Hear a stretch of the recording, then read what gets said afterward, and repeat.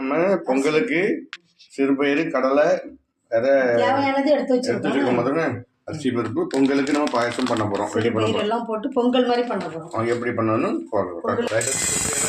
வறுத்துடுவோம். வறுத்துடுவோம். வறுத்து எடுத்தாச்சு. ஓகேவா? வறுத்து தட்டிடுவோம். இப்போ நம்ம திரிச்சு வச்சிருக்கோம் கடலையும் பொங்கலுக்கு சிறுபயிரும் ரெண்டு திரிச்சு வச்சிருக்கோம். அதை நம்ம தண்ணியில் போட்டு வேக வைக்கும். நனைப்பட்டு வச்சிருந்த பச்சரிசியை அதையும் நம்ம போடுறோம். ஓகேவா? கழுவி வச்சுட்டோம். இல்லை வந்துட்டு அரிசி சிறுபயிர்ப்புலாம் வந்துட்டு என்ன நம்ம வெள்ளத்தை போடுறோம்.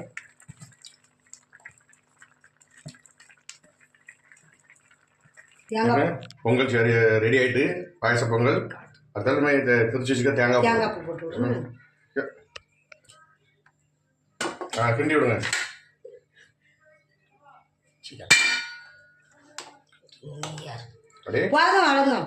போதுமா? பாயசம் ரெடி ஆகிட்டு இன்னொரு பவுல்ஸில் எடுத்து தட்டில் வச்சு சாடம் தான் ஆற வச்சு சூப்பராக அருமையாக இருக்கும். ஓகே, நீங்களே இதே மாதிரி பொங்கல் பண்ணியிருப்பீங்கன்னு நினைக்கிறேன்.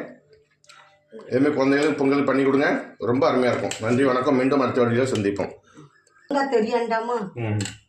இதை வரைக்கும் பண்ணி சாப்பிடுங்க, அருமையாக இருக்கும். ஓகே, மீண்டும் அடுத்த வழியில் சந்திப்போம். நன்றி, வணக்கம். நெய் நம்ம ஊற்றிக்கணும்னா கொஞ்சம் டால்ட்டா போடுவாங்கன்னு சொல்லுவாங்க. நம்ம நெய் ஊற்றிக்கணும், சுத்தமான நெய். ஏலக்காயெல்லாம் போட்டோம். இப்போ நம்ம சொல்லியிருப்பேன் நினைக்கிறேன். இதுமாதிரி நீங்களும் போட்டுருங்க.